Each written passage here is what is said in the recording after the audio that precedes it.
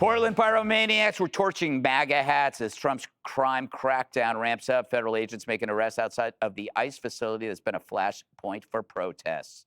And over in Cali, LA Mayor Karen Bass was fanning the flames.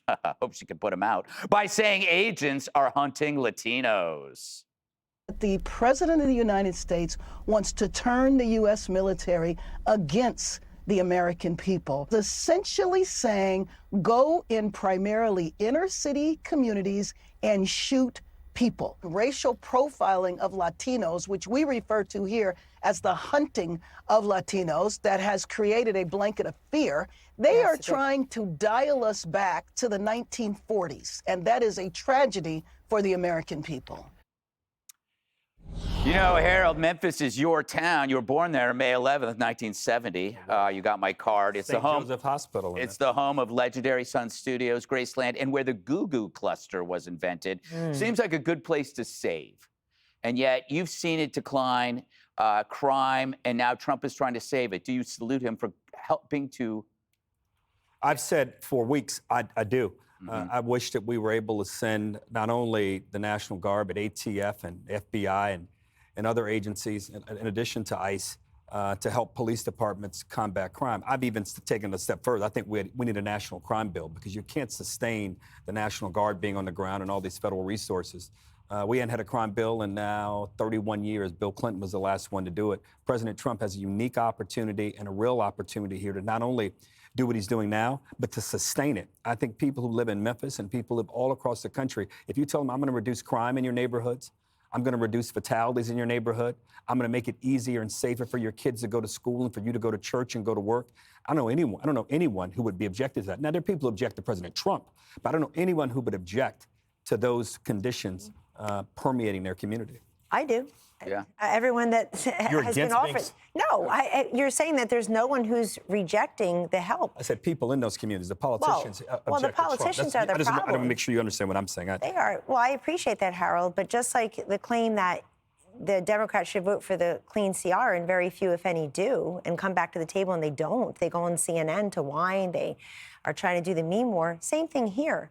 The people who are representing the people are denying them access to law enforcement, to the National Guard coming in to clean up the streets, to do in their cities what President Trump's done in my beloved Washington, D.C. I live in the heart of it. He's made it more beautiful and safer and more secure and more livable. And he had a mayor there who negotiated, capitulated, played ball. The mayor of Memphis is, too. He's a Democrat, too. Well, and this is the problem. They're not letting them in. Pritzker and Brandon Johnson, that awful mayor of Chicago, as awful as the last one that he replaced, they're just saying no to help. And they're depriving the people who need them the most. Look, and I have to say something else. They're still name calling. 3 weeks after the assassination of our friend, everybody's still a fascist. Everybody's still a dictator, calling the president that and his supporters. And these Democratic sitting members of Congress, Harold, who are in safe seats, Frost and Tlaib and AOC, high on her own supply of nonsense. I think she's named 2 post office. What bill has she passed? She wants to be president. She could be president, just not of this country. And, you know, I'm really tired of people, because they don't like President Trump, saying no to law enforcement, to Border Patrol, to cops. I mean, what Stephen Miller and Pam Bondi and Pete Hegseth did yesterday on the ground in Memphis, saying to the police there, you are empowered. Local police, you now have federal help, and this is to protect the people. Instead of Gavin Newsom and Hakeem Jeffries online, why don't they do something about New York, San Francisco, L.A.? Jesse. I mean, you can't invoke my name, but I got. No, I'm not invoking your. I'm not picking on you. They should listen to you. You kids over there, knock it off. Jesse, so Bass is conflating Latinos with illegal aliens. Then she uses the term hunting to make it sound like some sinister predatory attack. How is this leadership, especially as Kellyanne says, after Kirk's death? It's pretty brazen. Yeah, we have the Olympics coming up in the summer of 28, and she's running for re-election. And if she wins, she's going to be the mayor of L.A. during the Olympics. That is going to be horrible. She's also going to have to work with Trump during the Olympics. She is a mess. I am beginning to think Democrats enjoy electing stupid people. And I'm also getting the feeling that the donors like when the politicians are stupid, because they can do whatever they want behind the politician's back, and it doesn't even matter. They get away with anything. Stupid people, it's been famously said, are more dangerous than evil people. Evil people you can confront, expose, and contain. Stupid people, they don't listen to facts, they don't listen to reason, and oftentimes they don't really succumb to force. And so when you get a stupid person that gets a little confidence, that's the worst. That's the most dangerous. And you have to be very careful around stupid people. Where do you think you fall on that, Brian? Where do you think, Harold? That's why they gave him prime time. You know, Dana, so this lady, Karen Bass, runs a city and she couldn't put out a fire. And to this day, I think less than a handful of permits have been approved to rebuild. And this is what she's doing. Again, there is absolutely no accountability from her own party. There's no outrage.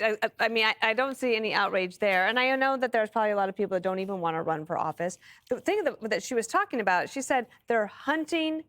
She said ICE is hunting illegal immigrants. Just last week, on Wednesday morning, the breaking news that Bill Hemmer and I had was that you had a criminal on a rooftop who was actually hunting ICE and killed 2 detainees instead. Where's the outrage on their behalf? But they continue. They want to spin it up. One thing about D.C. is that, again, it's a split screen situation. Like with the border, and you'd have Karine Jean-Pierre and Mayorkas say, the border is closed. And then our split screen was like, what, actually, did you just see all these people just walk across? It's the same in D.C. You have these National Guard troops who are there taking pictures with people, and you have that footage, and you have the mayor who's, at first she was like, oh gosh, here we go. But she decided to embrace it. She's gotten through that. The city is safer, so they have an outcome. So the more that you see those outcomes, the better it gets for Trump, the worse it gets for the ones who are resisting, like in Chicago. Excellent point, Dana. Click here to subscribe to the Fox News YouTube page to catch our hottest interviews and most compelling analysis. You won't get it anywhere else.